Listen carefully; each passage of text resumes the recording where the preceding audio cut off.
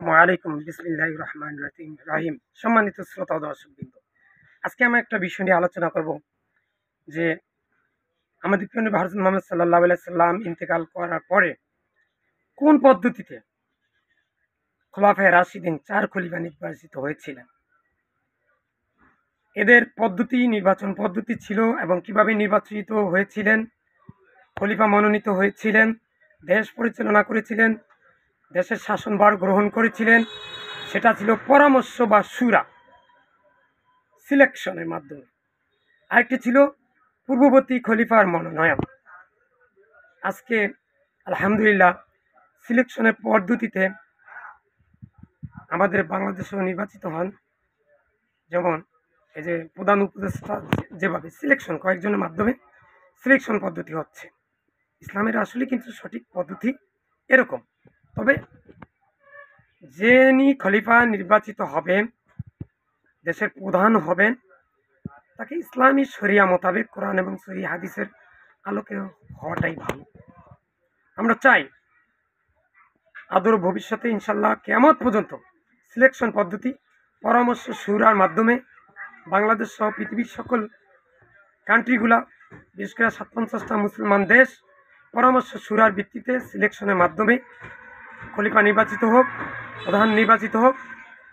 আর আরেকটি, যেভাবে খোলাফায়ে রাশিদিনগণ নেতা খেলাফতের আমির নির্বাচিত করেছিলেন, যে পূর্ববর্তী খলিফার মনোনয়ন বা সাহাবিদের পরামর্শক্রমে আলী নির্বাচিত হয়েছিলেন 6 সদস্য বিশিষ্ট সাহাবিগণের একটি শুরা পদ্ধতির মাধ্যমে, সিলেকশনের মাধ্যমে নির্বাচন সিলেকশন থাকবে ইনশাআল্লাহ। খেলাফত মাধ্যমে ইসলাম প্রতিষ্ঠিত হবে এবং আমির নির্বাচিত হবে। এটা কি ভালো হয় না কোরআন এবং সহিহ হাদিসের ভিত্তিতে?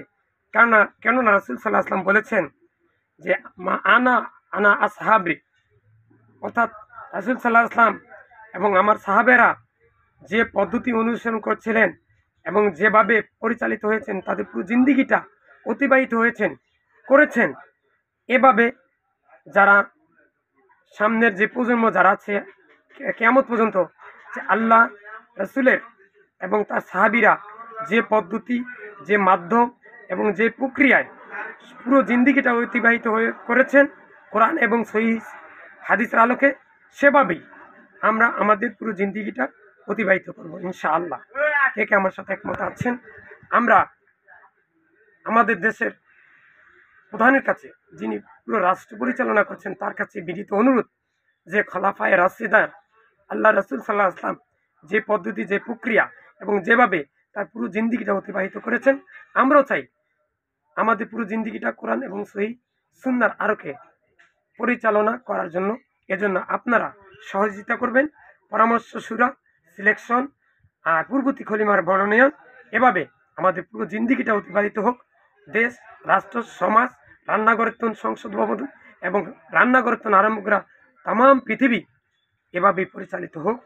এটাই সুন্নাহ, এটাই ইসলামের আদর্শ, এটাই কোরআন হাদিস বলে, এটাই রাসূল সাল্লাল্লাহু আলাইহি ওয়াসাল্লামের শিক্ষা। ইয়া আল্লাহ, আমি সব পৃথিবীর সকল মুসলিম উম্মাহকে তুমি শিরক, বেদাত, কুফরি, গীবত এবং কবিরা গুনাহ মুক্ত রেখে কোরআন এবং সহিহ সুন্নাহর আলোকে পুরো জিন্দেগিটা অতিবাহিত করে মৃত্যুর সময় যেন লা ইলাহা ইল্লাল্লাহ পড়ে যেন মৃত্যুবরণ করতে পারি, সেই তৌফিক দান করুন। ইয়া আল্লাহ, আমি সহ পৃথিবীর সকল মুসলিম উম্মাহকে তুমি শিরক, বেদাত, কুফরি, গীবত মুক্ত রেখে মৃত্যুবরণ করার তৌফিক দান করুন। ইয়া আল্লাহ, আমার হাজার হাজার ভিডিও আছে, কোনো ভিডিও যদি কোরআন এবং সহিহ হাদিসের বাইরে যায়, তাহলে আমার ইচ্ছা অনিচ্ছাকৃত হয়েছে, তুমি আমাকে ক্ষমা করে দাও। ইয়া আল্লাহ, আমার ভিডিওগুলা সদকায়ে জারিয়া হিসাবে কিয়ামত পর্যন্ত কবরের জন্য যেতে থাকে, সেই তৌফিক দান করুন। আমিন। আল্লাহ, এটাই চাই, আমার কিচ্ছুই নাই, সদকায়ে জারি হিসাবে কবরে তুমি এগুলা পৌঁছে দাও। আর যারা আমার ভিডিওগুলো দেখছেন, হাজার হাজার ভিডিও, যদি কোনো ভিডিওর কথা কোরআন এবং সহিহ হাদিসের বাইরে যায়, আল্লাহ আল্লাহ এবং আল্লাহ রাসূলের কথার বাহিরে যায়, তাহলে আমার এই কথাগুলা আমার ভিডিওটা দেয়ালে ছুঁড়ে ফেলে দিবেন, মানবেন না। আর যদি আমার ভিডিওর কথাগুলো কোরআন এবং সহিহ হাদিসের আলোক হয়, তাহলে অবশ্যই মানবেন, সবার মাঝখানে প্রচার করে দেবেন। ভিডিওটা বেশি বেশি করে সবার মাঝখানে শেয়ার করে দেন, কপি করে আপনার মোবাইলে রেখে দেন। আপনারা এটাকে নিজেরা সেভ করে আপনার নিজের আইডিতে Facebook, YouTube, Twitter, Instagram, WhatsApp সহ সোশ্যাল মিডিয়ায় এভাবে ছাড়তে থাকুন। ইনশাআল্লাহ আশা করি দুনিয়াতে শান্তি এবং আখিরাতে মুক্তি পাবেন আল্লাহর রহমতে। আল্লাহ আপনাকে আমাকে সকলকে জান্নাতবাসী করে মৃত্যু দান করুন এবং শাস্তিবিহীন জান্নাত দান করুন, জাহান্নাম যেন যেতে না হয় সেই তৌফিক দান করুন, আমিন। আপনি আপনার সন্তানকে শিরক, বেদাত, কুফরি, গীবত মুক্ত মাদ্রাসায় পড়াবেন। আপনি আপনার সন্তানকে শিরক, বেদাত, কুফরি, গীবত এবং কবিরা গুনাহ মুক্ত ওস্তাদের কাছে পাঠদান করাবেন, তার কাছে পাঠাবেন।